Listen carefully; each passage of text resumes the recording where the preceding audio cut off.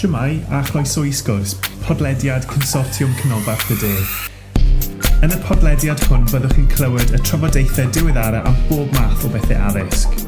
Hello and welcome to Sgwrs, the Central South Consortium podcast. In this podcast we'll bring you the very latest discussions on all things education.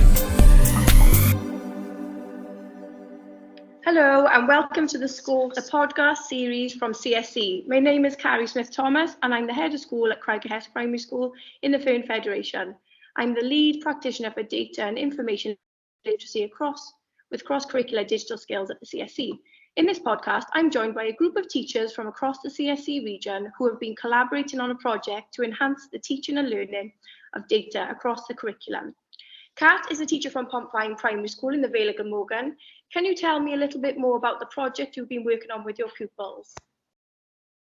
Yes, so the main aim for our project was to build Year 5's pupils' knowledge and independence when collecting and displaying data. So by the end of the project, we wanted the pupils to be able to choose how they display data instead of being told the method that they usually are by teachers. So to start off, we did a series of lessons to build up to a final project. They needed to be able to build up the skills and understanding on data collection and presentation first. So for example, one of the lessons that they did a research task on planets in our solar system. They made slides with top Trump sort of style cards on, and then from this they then created databases on J2 data to display their findings. Another lesson that they did to build up their knowledge was they used formulas and Google Sheets to check their answers in a maths lesson. So they made simple tables with the values and then used just like a simple subtraction formula to find the difference to check their work.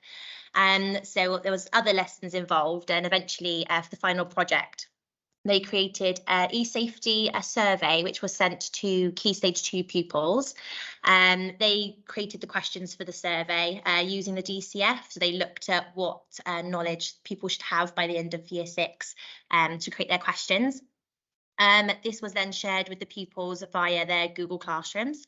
As you can imagine, there was a lot of data that the children then had to work with. So as a class teacher, I organised it into a spreadsheet first to make it a little bit more manageable for them. And then they had to organise it. So I differentiated this into chili challenges. So for sort of the mild challenge, I created the tables for each class for them, and then they just had to interrogate by answering various questions. The hot challenge, they had a couple of the tables for 2 classes created, and they then had to finish off the tables for the other classes.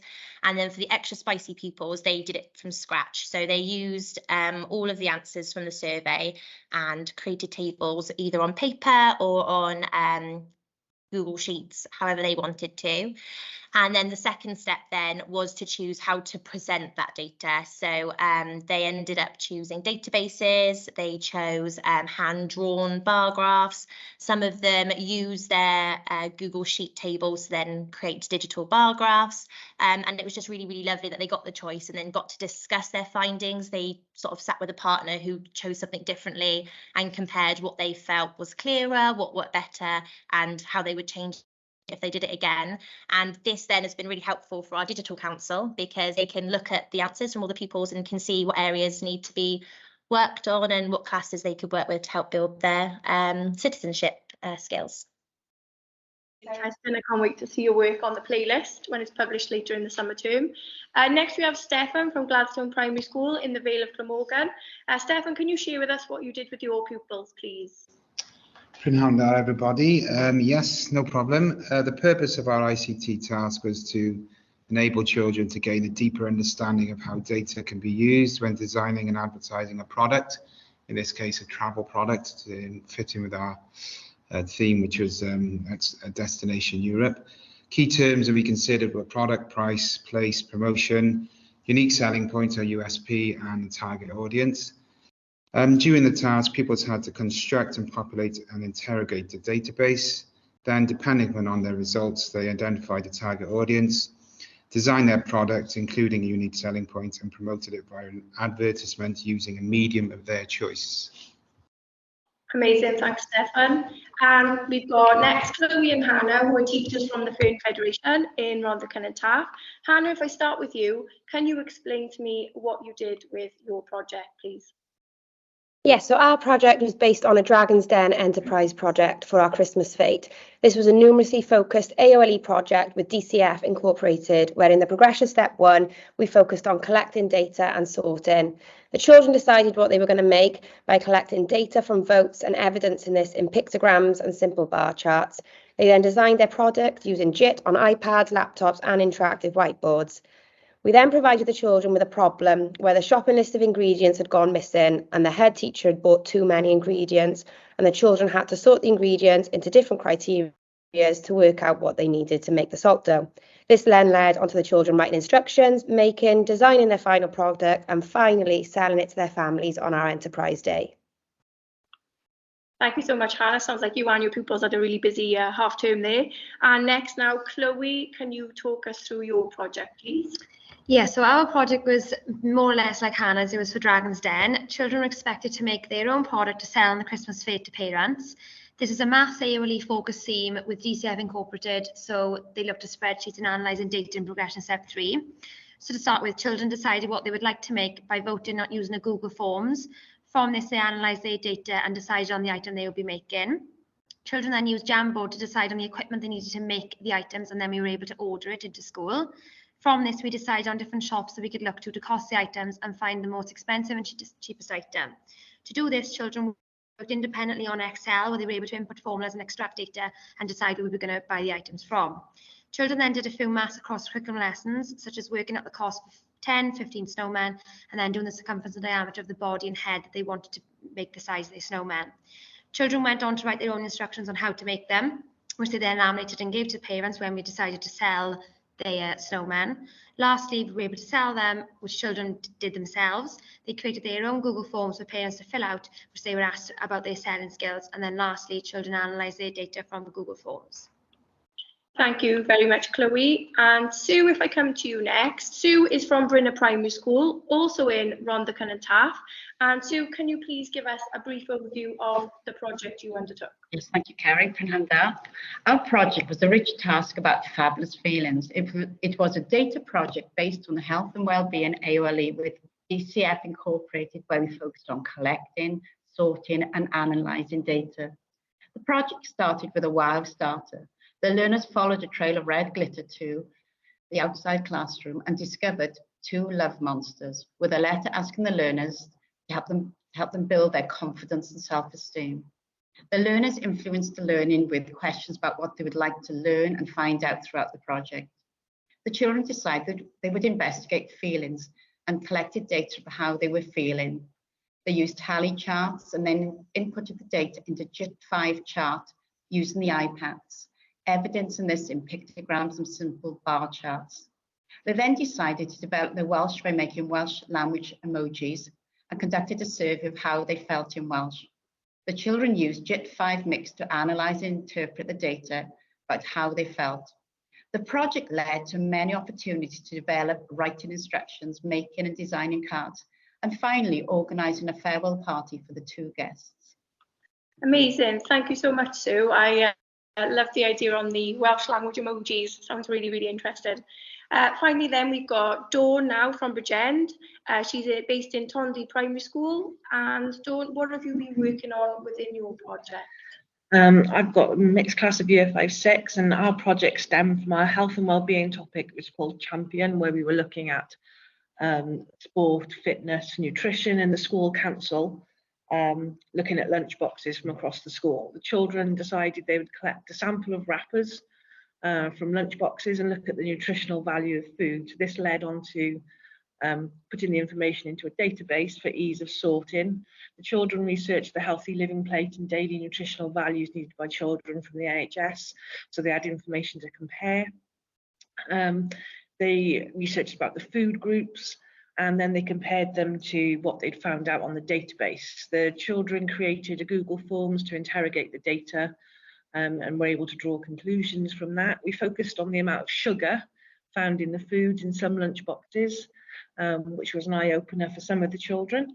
The project culminated in the presentation of assembly to the whole school and an information flyer for parents, which was sent home, encouraging them to consider healthy snacks or what they thought might be a healthy snack within school. Amazing. Thank you so much, Dawn. And finally, we have Tom now, who is based in Whitchurch Primary School in Cardiff. Tom, can you tell us what your project entailed, please? Hello, hi. Yeah, our project was completed in year 3 and focused on entering and extracting data. Our inquiry topic focused on the Romans and the Celts. Prior learning included learning about who the Romans and Celts were and comparisons between them. The task began by exploring physical databases, looking at Roman soldier top trump cards. We discussed the records and fields on the cards, and then pupils were given the opportunity to play top trumps with the cards, comparing numbers, and then they came up with their own questions based on these top trump cards. We then discussed their questions and the time taken to find out the answers, leading us to discuss digital databases. The second lesson introduced the given database on J2 data. And then we showed the pupils how to manipulate the data, amending using the different fields and making charts and graphs. Pupils were also given time to add in the remaining records using their Roman soldier top trump cards. In the final lesson, pupils used their own created databases and extracted information to answer given questions. Amazing. Thank you so much, Tom. Thank you everybody for sharing your projects with us today. Finally now, I just want to discuss with you all some of the different aspects of this project and your opinions on being part of it. So what I'd like to think about and share with us, can you tell us about your pupils and how they responded to the lessons you delivered with them? Were there any striking lessons or comments that took you by surprise when completing this project? How accessible do you think the data is to link across the curriculum? And finally, did you find any barriers to implementing the project? And if so, how did you overcome them? If we start with you, Grant, to share your thoughts on the aspects of the project, please. Hi, Carrie. Yeah, that's great. Yeah, our project was based around using spreadsheets for things like budgeting, profit and loss, to make money from a Christmas fair to donate to charity. Most pupils responded really well to it. I think mainly due to the reason of the fact they knew why they were learning the knowledge and skills. An example of this is, for example, we're using negative numbers and how we use that in real life, same as budgeting, using databases on supermarket websites. They knew the project was making a difference to people's lives also, and felt they took personal responsibility for it, and led a lot of the project themselves. They enjoyed the fact we used various digital tools as well, such as like Adobe Spark, Jamboard, Google Sheets, website databases. Kind of kept them on their toes. I was particularly surprised by how quickly they picked up concepts that I previously thought that might be difficult concepts. An example might be like profit and loss. Children were quite quick to pick this up and transfer it to other aspects. For example, understanding that you use profit and loss in business and other areas as well. In terms of data, implementing data across the curriculum, I think it can be easy as long as you have a clear focus on what skills and knowledge you want the pupils to achieve. For example, I enjoyed the online seminar last year of using data in humanities. The session gave loads of good ideas how to implement data right across different AOLEs. I continue to use that now, so just try and look for the right opportunity. But the problem is, as always, is just the time to explore pedagogy and explore different ways of teaching pretty much the same thing. And finally, just a couple of barriers that I came up with the project, really. I know I just mentioned it there, but time. There were much more, there were more several more lessons I could have included as part of the project, but just didn't have the time to deepen their learning with some of them other lessons. So I just included basically the minimum skill the children would need to carry out the project using backwards design. Another barrier was children's baseline knowledge of skills and knowledge of skills were quite low. So things like negative numbers had to be recapped and then used in every start of the maths lessons. The ability to use sheets was limited just to inputting data, not even inferring or interrogating. But again, I just overcome this by planning to plug gaps and knowledge and skills by revisiting through other topics as well, just as almost like starter sessions. And finally, I just needed to, another barrier I found personally was that I had to update my own subject knowledge as well, particularly with things like sheets and using certain features. For example, one of the sheets we had to use 2 separate tables on the same sheet, and it was really difficult to do that without it being confusing for the children. So just really taking my time to look into the easiest and best way for that. So yeah, thank you. So on our project, we feel that pupils are really engaged. They particularly expressed like being able to have the choice, which was brilliant because that was, the main aim for this project. I will agree with Grant, one of the sort of barriers is time. It would have been nice for the pupils to have created their own surveys on Google Forms, but for the sake of time and how long that would have taken, the pupils just generated the questions and then I made the form and sent it out for them. Also, because of the sheer amount of data as well, for the extra spicy, I was originally going to get them to sort of sort the answers from the survey into a spreadsheet themselves, but I realised that would probably have taken far longer, so I made the spreadsheet for them. So yeah, thank you. Pupils absolutely loved using the top trump cards in our project, and it was a really engaging way to introduce them to databases. The data that we used for the project was appropriate for most pupils. However, we did have to adjust it to 2-digit numbers for some pupils to access. And also then using Hub was also a bit of a challenge. Pupils needed a lot of support to log on and to access J2 data. So we could have had an extra lesson in there, just a tinkering lesson to get them more used to this application. Finding about what others were bringing in and how some were higher than others. So the children really had a buy-in, especially knowing that they were feeding it back to whole school and parents. They wanted to do the best that they could. It's an accessible way to link the data across the curriculum, which sometimes I found a little bit tricky. You just need to make sure you're looking at the skills you really want and then thinking about the tasks. They benefited from the initial lessons from tinkering with databases. So before we went on to making the final database, we had a few lessons where the children just explored them, how to use them, field names, because their skills weren't up to date with sort of the database things, and that I think really benefited them. Yes, same here. Although the focus of the project was data and information literacy, I found it incorporated most of the AOLE, so I found that data across the curriculum really worked. And the learners were really engaged in the project. They loved using JIT on Hub as a tool for learning. Initially, the barrier to learning was the issue of logging onto Hub. So we made cards for children to help them. And after a few weeks, most learners became more independent and were able to log in with little or no support. I would definitely recommend JIT for foundation learners, especially using the iPads. The learners quickly learned how to name, save, and open a save file. They could even save their work as a stamp and insert into a mixed file. So definitely a worthwhile project. The children responded positively to our Dragon's Den project as it was child-led with real-life, authentic context. The children had a goal to achieve to be able to sell their product. We did this project during Christmas time, like Chloe, which meant we were quite rushed with timings due to concerts, fates and school trips. I definitely would reconsider timings of projects next time around. However, due to it being Christmas, the children did seem really engaged and motivated to finish the project to be able to sell to their families in time for Christmas. This project allowed the children to explore all of the data and information literacy descriptions of learning for Progression Step 1 and apply them confidently.